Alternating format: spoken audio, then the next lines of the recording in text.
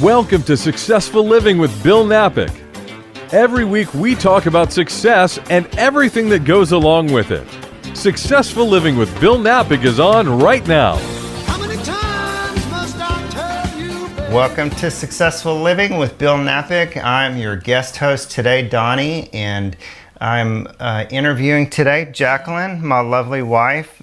We have a company together called Media Systems here in Houston, and we're small business owners like many of you out there, and so we just wanted to take some time to talk about what that means and what we do and how we got here and some of the struggles that we went through. And I'm the CEO of our company. Jaclyn is the brains behind the operation. She is our CFO. So she's the one actually taking care of the business, and that's extremely important. And welcome, Jaclyn. Well, thanks. And even though we're together all day, every day.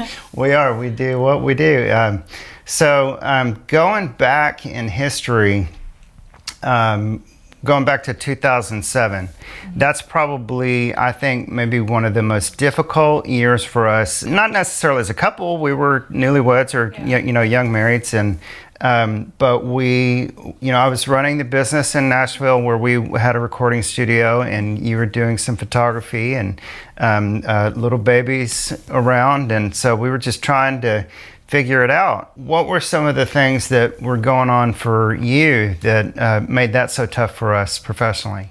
Well, yeah, and it's important that you say professionally. It was not our marriage was difficult. It was just life was difficult. Yeah. I think we'd been married maybe 2 years at that point. And when we got married, we had $100,000 in debt. It was it was not my debt, it was your debt. I had $100,000 in debt. I did. Trying to find the nice way to say that without completely throwing you under the bus. For sure. But because we were young and newly married, the attorney told us both to file bankruptcy, which was stupid. Like, he should have just told me to not do anything because I had no debt at the time. You had no presence as far as credit went. Right. So age. Early 20s, I started off with a bankruptcy, and I had never even had a credit card. So it was pretty crazy. So that was a huge struggle. We were, just trying to do whatever work we could just to get out of that debt. At some point in that process, we saw the writing on the wall as the economy did what it did in 2008. And my uncle offered us an opportunity to come here and to work. And so how did you feel? I mean, I know how you felt, but tell the listeners how you felt about the idea. You were born and raised in Pennsylvania. The first place outside of PA that you ever lived was Nashville, which was fun. It was that young, crazy life, college life. Yeah, right. And then how did you feel about the idea of coming down here to Texas?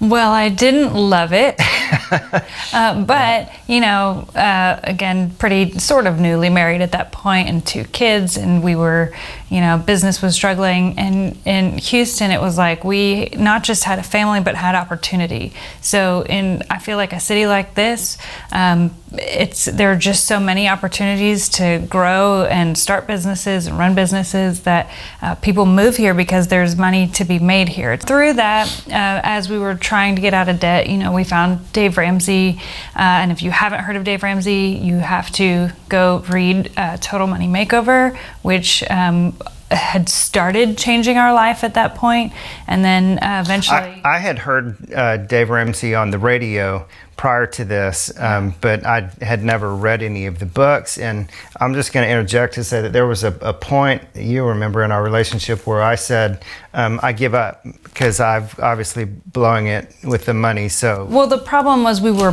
both trying to pay the same bill. We had like 2 bank accounts, and we shared both those bank accounts, which is important when you're married. You have to share your money.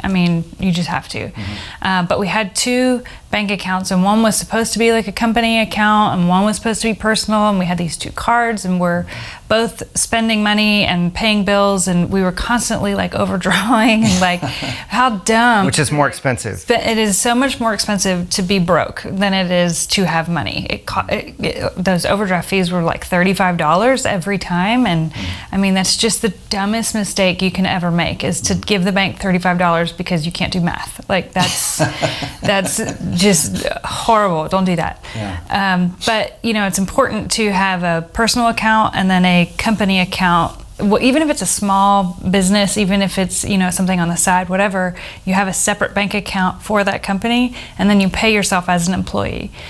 Which is what we still do today. Right, and so we figured that out throughout the Dave Ramsey stuff. Financial Peace University is like the best thing you can ever do for your life, is to figure out, if you're in debt, this is how to get out of it. If you're not in debt, good, don't go into debt. So in Nashville, you had a photography business where you're mostly shooting artists, bands, event photography, things like that. And so we make it to Houston, and you had an opportunity to start doing some real estate photography. So where did that come from? How did you get into that? And what was that process of turning that into a real business? I never even considered real estate photography at that point. But your mom was selling houses for a local builder and like a production home. And she's like, "Oh, honey, can you please just help me? I know it's so much better.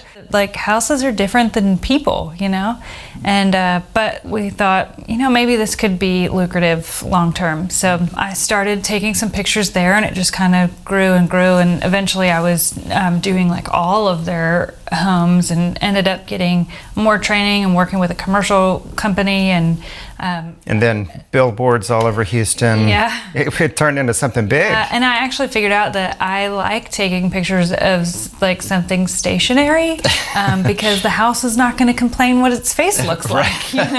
People complain what they look like. It does not matter how great the picture is. Yeah. Somebody's going to complain about the way they look in the picture. So that ended up being lucrative and fun, and I could do it as a stay-at-home mom. The girls were in school, maybe 9 to 2 a couple days a week, and I made decent money. Just good money. Better than school teachers. I mean, it was good money. So then at some point, Uncle Steve, who ran Media Systems, our company that we have now, we were in between people in the office handling the QuickBooks and the finances, and so you were invited to come in for a little while in that transition. What was that like, and the pressure on your time and juggling the photography business and children and all of that together? What was that like? Well, juggling is a good word for that. Trying to do everything. I feel like that's every mom, everybody has to juggle. But yeah, I mean, I just came in just to help do the QuickBooks and little things around the office. And after a few weeks of being here, Steve was like, this might not be a bad idea. The whole mom and pop thing. Hoping that one day he would retire and we'd run it as mom and pop, and here we are now. But I just didn't know at that point. Was it a struggle with the photography, and you have this other? Yeah, because then I was here basically every hour the kids were in school, and then I'd just sometimes be like, well, I got to take off for a day and go shoot a bunch of houses. And even though photography was quick money right now, I knew that this business would be long term. This would be better for our family, just because it's a bigger business. So you come in to handle the finances, and you're just sort of learning how Steve always did whatever he did, and he started this in 1980 and figured out a lot of things along the way and had processes in place. What are some of the things that you feel like you learned from Steve that you are glad and that you still do, or are there some things that you don't do anymore?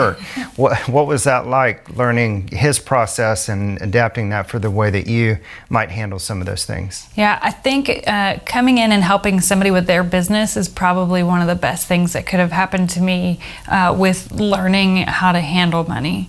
I'd already done this Dave Ramsey stuff. I knew how to get out of debt, how to save money, that kind of stuff. But watching a wealthy person run a very successful business and how they handle things was huge. he would send a deposit invoice to somebody, he'd get that money, and then he'd spend that money on those parts.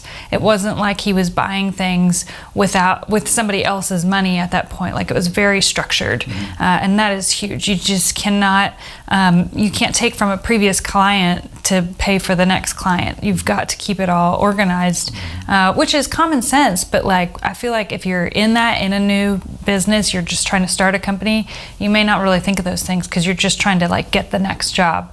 And it's important to make sure that you're organizing your money properly. When you talk about Dave Ramsey and the envelope system with the cash, it's like you get this money, These it comes are just bigger envelopes. Yeah, and so you get a deposit for Bob, and you put Bob's money in this virtual envelope, and you spend it on his equipment, and you spend it on the resources for Bob's installation. Yeah. And then when the thing's completely done, there's profit on the job. And you don't use that profit until that job is complete. Right. What happens if you use Bob's money to pay your electricity bill? Then you're in trouble. Yeah. That money needs to come from the profit from the previous job. You know, and another thing to say about Steve is he was really big on figuring out profitability and just being efficient. You know, and everybody wants to be efficient, but like, he would get here in the morning, he'd get trucks stocked and ready, and so that way, as soon as the guys walked in the door, he'd be like, okay, here's where you're going,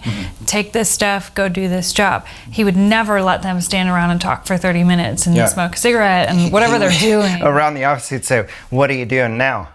You know, like you had to be doing something, like you're not checking your MySpace, are you? Or playing solitaire, you gotta, what are you doing right now? Or he would call us in the field and say, well, what are you doing now? You know, why are you still doing that? That should have taken you an hour. You need to get that done and move on to the next thing. Well, it all adds up. You know, if they're only billable 60% of the time, that's 40% of the time that you're just throwing out the window. Yeah. I mean, they have to take breaks, they have to drive, they have to do, pack the truck, stuff like that.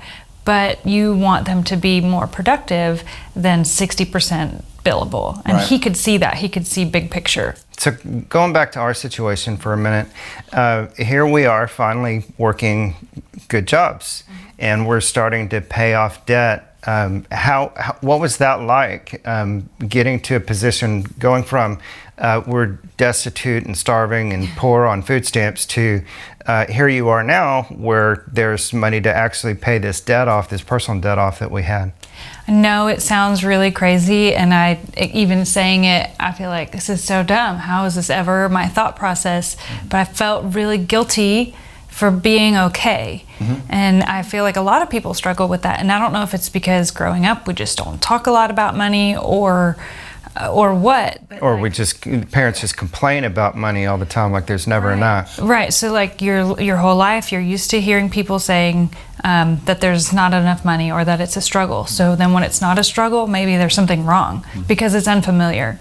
It was another Dave Ramsey thing, and even John Acuff, who's an awesome author, have both said some things to this, that like, your goal is to pay off this debt, and then you get to close to the end, and you might kind of sabotage it for some reason because you feel guilty for not having the debt. For being okay. Which is dumb. Like, it's so dumb. That's like, your goal is not to fail in life. Well, and you apologize. You get yourself a new car, and you're like, yeah, well, I got a really good deal on it, and right, and you don't need to apologize. Like, it's not okay to have new shoes. Yeah.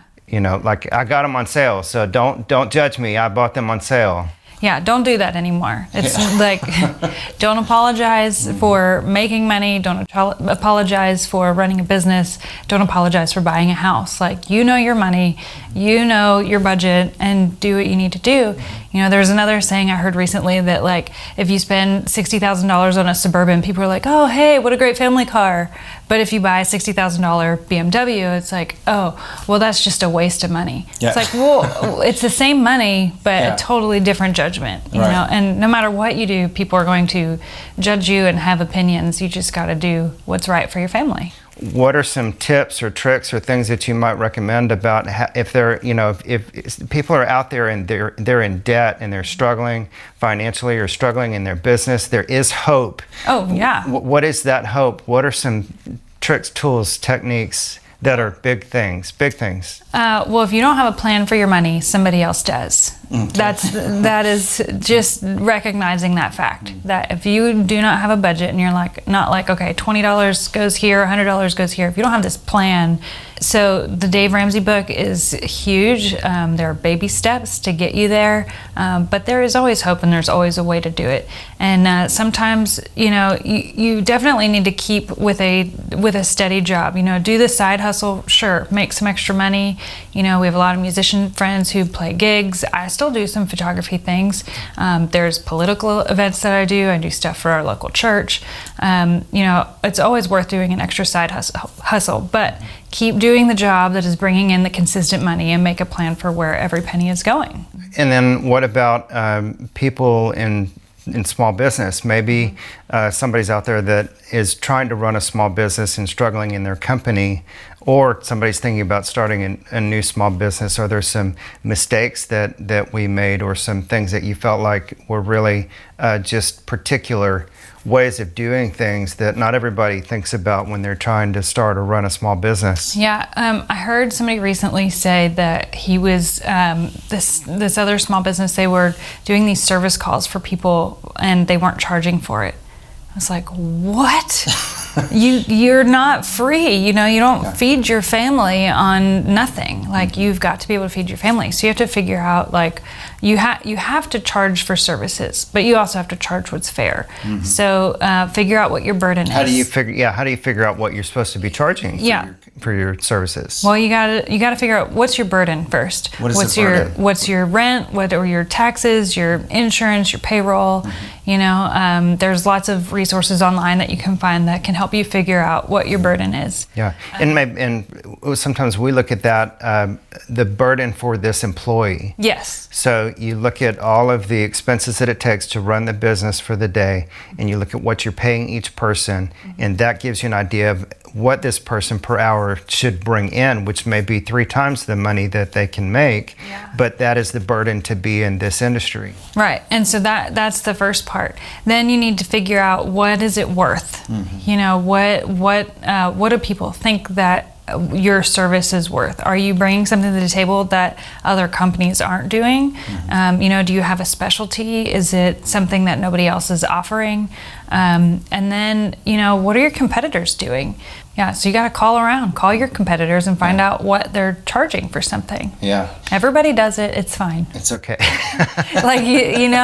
It's a big city, and there's a lot of companies doing similar things, but you just got to figure out, what can you offer to people that other companies aren't offering? Yeah. What's your expertise? That's right. And if you don't charge money for it, you're not going to be in business very long. Yeah. That's right.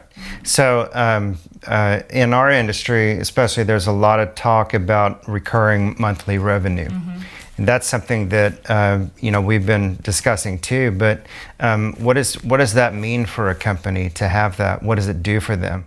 Now we have the opportunity to log into people's houses remotely and reboot their cable box, mm-hmm. or look and see what's up with their internet, things like that. And but that's taking away from being on site at somebody else's house. Mm-hmm. So it's important to be charging for that kind of stuff too. Mm-hmm. But it's a service plan where they're getting benefits. What are the things that they're getting from us, mm-hmm. that maybe somebody who wouldn't buy into a membership would be getting? It's like having a gym membership or something where you have the opportunity to go in at any point.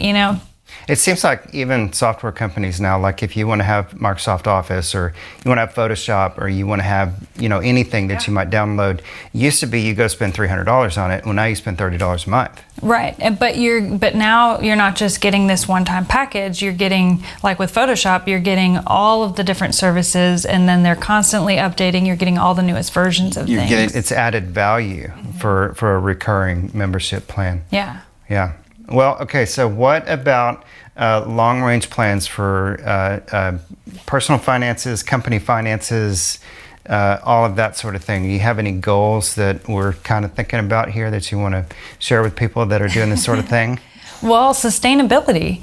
You know, what is going to continue providing for our family and all the other guys who work with us? You know, we look at this as how can we make sure that these guys can feed their children? Right. You know, it's not how do we make a buck right now. It's how can we be a blessing to people. So first, it's within our company. How can we take care of our people? But if you're not doing okay financially, which everybody goes through stuff. It's not like there's anything wrong with it, but having a plan to get out of debt and doing better financially makes you able to give to other people. So, I mean, dream of my life is to retire just, you know, volunteering places and giving money to people who need it, maybe helping missionaries in other countries or doing something locally like with Star of Hope, whatever.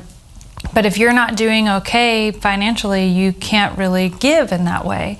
But it's important to remember that that's not the only way to give to people. You know, maybe that's not your thing right now, and you can give your time. Yeah. You know, there's always a way to give back to your community, but getting financially stable is huge because if you, you know, it should be your goal to take care of the people around you. Yeah, that's good. Well, this has been the Successful Living Show with Bill Knapik. We're your guest hosts today, Donnie and Jaclyn. And tune in next week to see Bill.